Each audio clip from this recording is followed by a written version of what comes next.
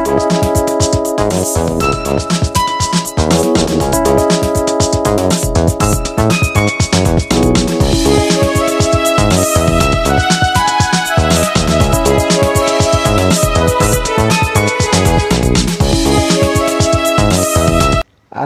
আলাইকুম রহমতুল্লাহ।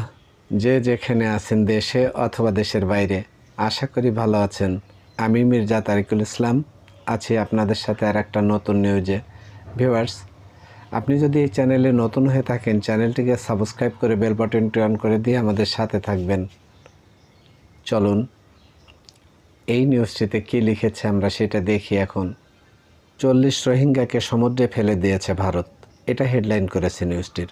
এর ভেতরে কি আছে চলুন আমরা দেখি। নারী ও শিশুসহ কমপক্ষে 40 জন রোহিঙ্গা শরণার্থীকে আন্দামান সাগরে ফেলে দিয়েছে ভারতীয় নৌবাহিনী।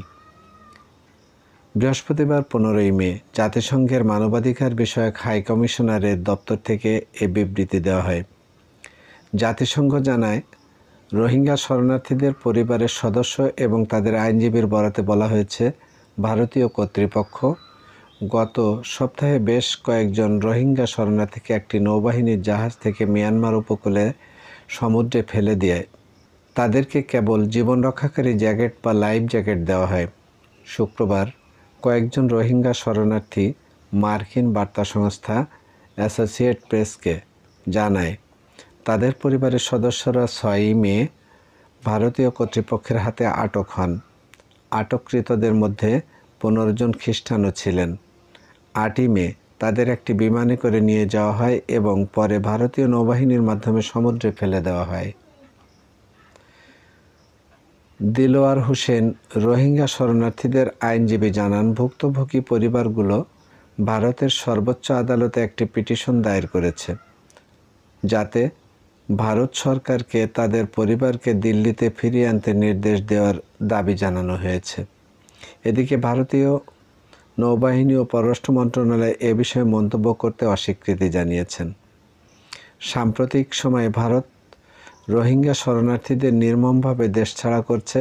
গত 7 মে ভারতে আসামে নিবন্ধিত অন্তত 5 জন রোহিঙ্গাকে বাংলাদেশে পুশিন করে ভারতীয় বর্ডার সিকিউরিটি ফোর্স বিএসএফ।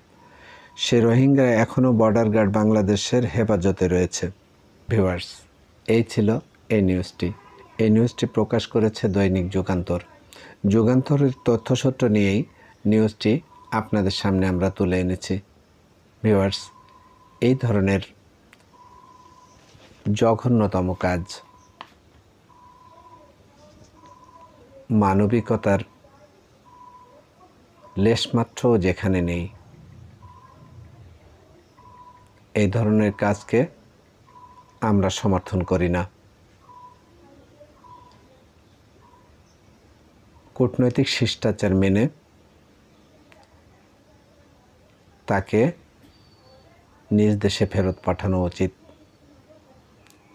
আর রোহিঙ্গারা যেহেতু উদ্বাস্তু হিসেবে বা রিফিউজি হিসেবে আশ্রয় নিয়েছে, যেমনি আশ্রয় নিয়েছে বাংলাদেশে, তেমনি আশ্রয় নিয়েছে ভারতেও। যেখানে তারা আশ্রয় নিয়েছে সেই আশ্রয়দাতা রাষ্ট্র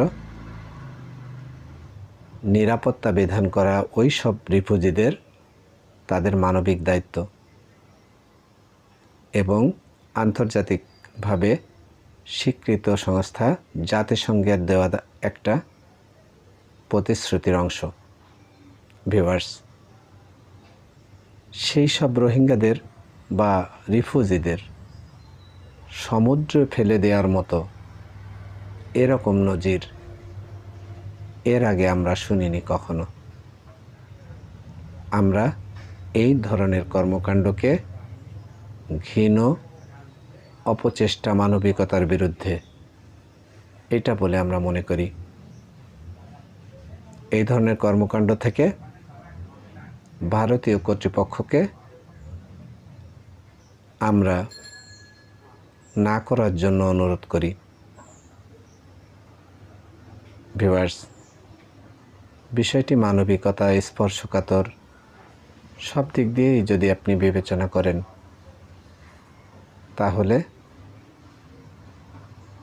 সব কিছুকে ছাড়িয়ে যাবে। ভালো লাগলে শেয়ার করে দেবেন। আমাদের সাথে থাকবেন এই ধরনের নতুন নতুন নিউজ পেতে। যে যেখানে থাকবেন ভালো থাকবেন। চ্যানেলটিকে সাবস্ক্রাইব করে আমাদেরকে উৎসাহিত করবেন। বেশি বেশি দর্শকদের এই ধরনের নিউজগুলো দেখার জন্য ব্যবস্থা করে দেবেন। ভিউয়ার্স, দেশে অথবা বিদেশে যেখান থেকে দেখেন না কেন, ভালো থাকবেন আপনারা। আপনাদের মঙ্গল কামনায় আমি মির্জা তারিকুল ইসলাম থাকব।